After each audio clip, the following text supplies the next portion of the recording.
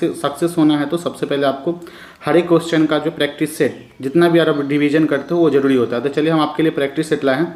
तो स्टार्ट करते हैं। ये मॉडर्न हिस्ट्री का क्वेश्चन है और आपको मिक्स क्वेश्चन मिलेगा, पॉलिटी ज्योग्राफी हर किसी का क्वेश्चन मिलते रहेगा। तो चलिए आज का प्रश्न सबसे पहला है कि निम्नलिखित ब्रिटिश कंपनियों में से किसे भारत में व्यापार करने का पहला अधिकार पत्र प्राप्त हुआ था। कह रहा है कि ब्रिटिश कंपनी बहुत सारे आए थे, लेकिन इस कंपनी में सबसे पहले कौन ऐसा ब्रिटिश कंपनी है जो भारत आए थे। तो इसका सही आंसर क्या हो जाएगा? अगर सही आंसर देखना है तो सबसे पहले आए थे लिवेंट कंपनी।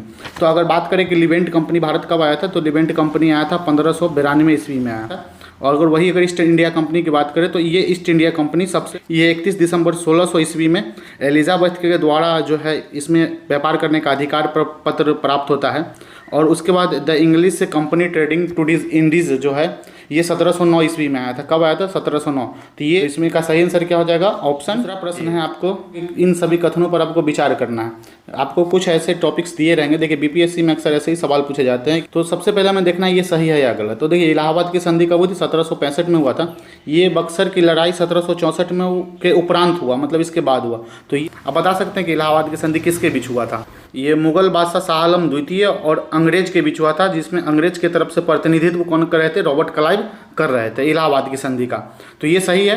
दूसरा कह रहा है कि मंगलौर की संधि 1784 ईस्वी में हुई और टीपू सुल्तान तथा ईस्ट इंडिया कंपनी के बीच हुई।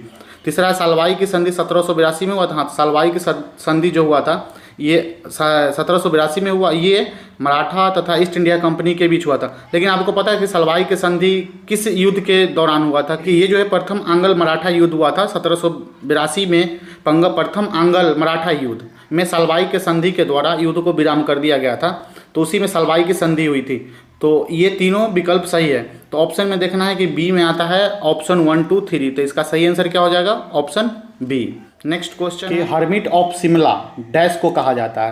क्वेश्चन क्या है? हर्मिट ऑफ शिमला किसे कहा जाता है? तो इसका सही आंसर क्या हो जाएगा? Option C, A.O. ह्यूम को हर्मिट ऑफ शिमला कहा जाता है।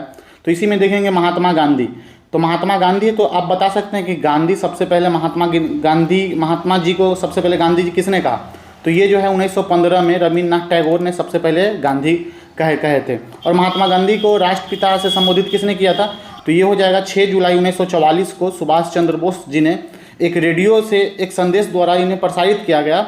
और इस समय आंदोलन होता, स्वतंत्रता संग्राम का आंदोलन हो रहा था। ये सिंगापुर से एक रेडियो के द्वारा प्रसारित किए और महात्मा गांधी जी को राष्ट्रपिता से इन्होंने संबोधित किया था। और इनका एक तीसरा नाम भी है महात्मा गांधी जी का एक तीसरा नाम क्या है? बापू। सब लोग क्या कहते हैं? बापू। तो बापू का नाम इन्होंने, जनता ने इन्हें प्यार से नाम क्या इन्हें रखा? बापू।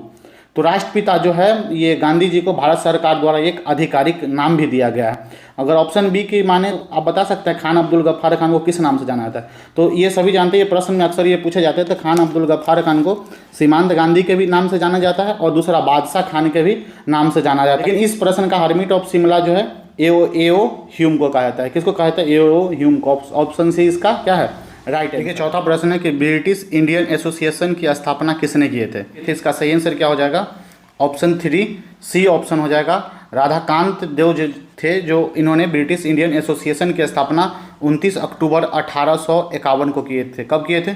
29 अक्टूबर 1851 को किए थे। ब्रिटिश इंडियन एसोसिएशन के अगर आपसे पूछा जाए कि फर्स्ट इंडियन जनरल सेक्रेटरी कौन थे, तो ये हो जाएगा देवेंद्रनाथ टैगोर जो थे फर्स्ट जनरल सेक्रेटरी थे।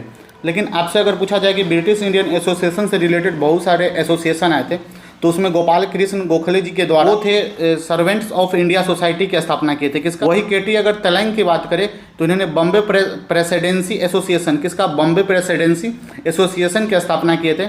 और राधाकांत देव, तो आपको मालूम हो गया कि ब्रिटिश इंडियन एसोसिएशन की स्थापना किए थे। वही मीर सैयद अली की बात करें तो ये Mir Syed Ali central Mohammedan association. प्रश्न है कि वारेन हेस्टिंग्स किस अधिनियम के अंतर्गत बंगाल के प्रथम गवर्नर जनरल बनाया गया?